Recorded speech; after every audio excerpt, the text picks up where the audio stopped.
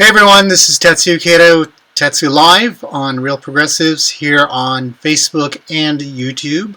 Please check out our YouTube Live, which is actually simulcast tonight, so whichever platform you desire. So tonight, we just got back, a bunch of our RP members last night from Occupy Inauguration. We met with very many members of the progressive community and some of your favorites out there. If you're familiar with Chris Hedges, Jill Stein, and the Baraka campaign. So it was a lot of fun. For me, pretty taxing. I got caught right in the middle of the violence on Inauguration Day. I was surrounded by police along with others. I was pepper sprayed. I even got grenaded by the police, just standing there with my camera. I'm okay, a little bruised on the leg, not too much worse for wear. So I wanted to bring you some just current events and news and a little bit of analysis that goes a little further beyond what you're seeing in mainstream media, even the alternative media, beyond a lot of the sources we even share today on RP. So today is day one of the Trump administration, their first full day of work. And if you've checked out the news, you'll see lots of news on executive orders on abortion overseas, pulling out of TPP, no action on immigration concerning DACA. We also have other, let's take a look. We have Donald Trump on freezing of federal hires. So let's start with the Guardian article. Actually, I'm going to start with the HuffPo article because what the real point of tonight's small talk is to present a picture of liberal media and liberals themselves and how they are woefully unprepared to fight the Trump agenda. We here at RP believe that we do have at least a semblance of a plan to defeat the Trump agenda. So who I'm actually talking to tonight is not the choir, but I'm talking to the choir's friends and your family. Maybe some of those who donned the pink vagina hats or pussy hats at the Women's March. I have a message for them, those types of friends of yours, that you have no idea what you're up against, and the news sources that you're referring to, your sources, they are straight out lying to you. So, and I will demonstrate this in two very brief examples of the same story, one presented on HuffPo and the other on Guardian. So let's start with the HuffPo article. Oh, and that means I must switch scenes. So Donald Trump signs anti-abortion executive order surrounded by men. Seems, innocuous enough in terms of reporting. The first thing you're hit with is the image, and this is what the portrayal is, right? So it's mean old nasty Donald Trump, and I'm not making any excuses for Donald Trump. He's a misogynist. He's everything your liberal friends and we say he is. So yes, his cabinet, his advisors are all white men. What did you expect? But what the HuffPo is doing is portraying this as Trump is actively trying to limit abortions against all women in the United States, because that's what the HuffPo is targeting, right? The HuffPo is targeting women, liberal women in this country, and they want to get them scared. So this picture is actually a lie. So I'm talking about this picture. So President Donald Trump signed 3 executive orders Monday in the Oval Office. So Trump reinstated the Mexico City policy known as the global gag rule, right? Let's head over to The Guardian. The funny thing is, you see the same image, and it's actually captioned something completely entirely different. The president signs executive order withdrawing U.S. from the Trans-Pacific Partnership. So you have the same scene within seconds of each other, one a video, one a photograph, Donald Trump signing legislation. The HuffPo is lying. So he's signing the TPP withdrawal, and they're framing it as Donald Trump signs an anti-executive. That is true, but the framing, the narrative, and to just scaremonger you, they have this meme going on. This what do you call it? Vine or GIF or whatever. It's a GIF actually. So it's a GIF. It's a fast pan of the room. We see all white men. A pan of the people standing by his side showed that there were few, if any, women present. Thanks a lot, Captain Obvious. We realize that. You know, but the real news here is that there are 3 executive orders. Trump's sole purpose in life is not to defeat Roe v. Wade, and of course they have to mention that this executive order is signed the day after the anniversary of Roe v. Wade. The real news is actually that there are 3 executive orders today, one on Friday, and so let me switch back to myself.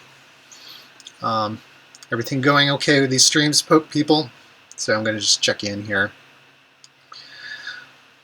Okay, so he will always be surrounded by white men. Shared. Thank you, Steve Smith. Now, all right, I see everyone's joining on, my friends. So the real story here is that the HuffPo is lying to a subjugated, servile, meek, docile, defeated, self-identified liberal class. And they eat it up. They continue to eat it up. They see articles like this in the HuffPo, and they say, oh my God, Donald Trump is going to ban abortion in the United States. Buried under the headline, buried under the wrongly titled caption, buried under the GIF, the video GIF, is that it's actually affects women overseas. So this is going to be a slightly controversial statement to make, but unfortunately, whether you like it or not, Donald Trump cutting off foreign aid for whatever purpose it may be, let's say Donald Trump tomorrow cut off foreign aid to Saudi Arabia or Israel, military aid, and so forth, that fits in perfectly fine with the Donald Trump paradigm of world affairs. America first. Why are we helping China? Why are we helping Japan or other countries? Why are we ripping ourselves off? This is maybe a small part of it. It's obviously misogynist. But if you're Donald Trump, if you're a conservative, even if you're just a fiscal conservative, not a cultural one, there are a lot of people in this country, whether you like it or not, again, that feel that it's the job of the American government to help and financially assist American citizens. So women's health care in other countries is the responsibility of those foreign countries, right? Now that doesn't sound very charitable. It doesn't sound very pro women's rights. But in terms of government affairs, maybe this is better left off to the UN. Maybe this is better off left to even private corporations, right? Maybe the Clinton Foundation could donate and fill in the void here, since we have such a nasty administration. Why hasn't Bill and Hillary come out against this, denounced it, and then announced some campaign to fund healthcare, women's healthcare, and reproductive rights in foreign countries? Maybe they have, but they haven't made any statements today. So that's a breakdown of the false liberal media narrative, the lies that they promote, and it is easily digestible, consumable, and forgotten tomorrow by the self-identified liberal class. Moving on to real news.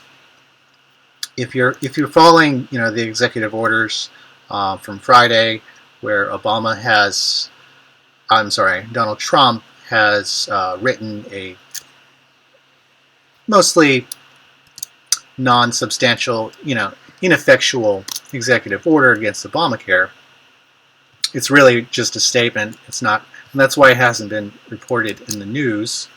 I'm gonna turn over to Zero Hedge and a preview of Trump's 7 imminent executive orders. I just want to point out some of these haven't been done. So basically, there's 4 out of 7 so far. He has done the hiring freeze. He has not done the 5-year lobbying ban. Mexico City policy, yes, it's in effect, and I've just gotten through. If you join me, that this policy is actually cannot be taken literally as a misogynist policy, because this actually has to do more with foreign policy, foreign aid, than, well, okay, equally as much as it does to women's reproductive rights. So, to ask the Defense Secretary, yes, he has done this actually. So, I was actually told by a Trump supporter today that Donald Trump has issued 31 military strikes. This has not been reported in the media at all against ISIS. And it's strange enough, in my discussion with this Trump supporter, I said, yes, from what I know, as a foreign policy analyst who studied the actual situation, the military situation on the ground, with various factions from the Kurds, the Peshmerga. The strategy to defeat ISIS is relatively simple. It could have been done in 2014. It could have done it in 2015, 16. It was very simply just to unleash the Peshmerga being the army of the Kurdish forces, against ISIS. They would have routed them in 2 weeks. But for whatever unknown reasons, this was never allowed. So by the Obama administration. So okay, so moving on, and yes, the Trump supporter friend of mine said yes, we can take out ISIS in 2 weeks if we need to, right? Okay, report on readiness, cybersecurity related. No news on that. The news on the border immigration stuff. If you actually talk to actual immigration lawyers in this country, what they're most concerned about is DACA, which is actually the successor to the failed Dreamer Act or DREAM Act, protecting immigrant children in this country who are undocumented. So it seems this is not, I can only find 3 stories on this on the entire internets, but the Trump administration seems to be backing away from repealing DACA, and so that's good. And if we go back to the Zero Hedge article here, finally we end up with withdrawal from TPP. So yeah, Donald Trump is kind of delivering fast and furious, and it's coming.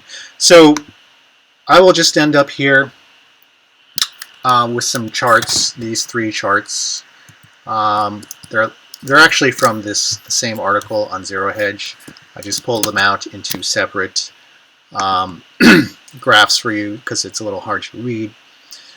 But I'll again reiterate, check out that Guardian article. Check out that HuffPo article.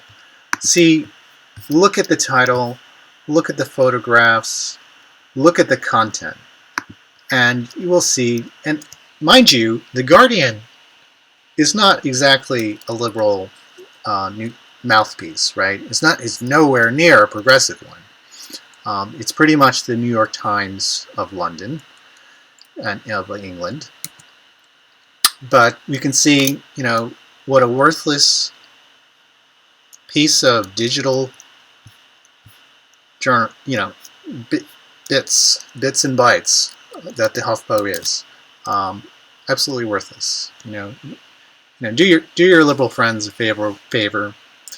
Get them off HuffPo. Use this particular example if you want of the Guardian and HuffPo reporting on the same exact story.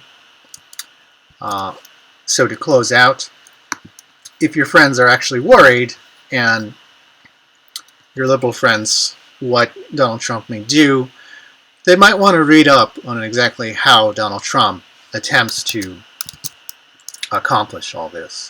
And the Zero Hedge article has the proposals here, one column, the procedure, whether it be a supermajority in Congress, some executives / supermajority action, and notes, right?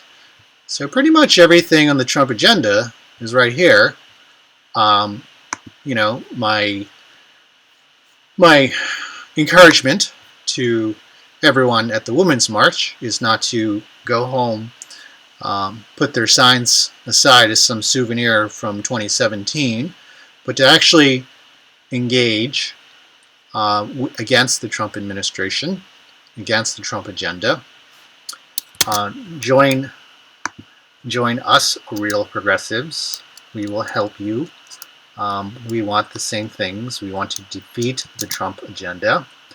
And we want to repeal and replace it with something better. So, quite honestly, I respectfully submit that we have a slightly stronger proposal and policy, procedure, action, organizing, networking, and all the rest, a little bit stronger than Pantsuit Nation.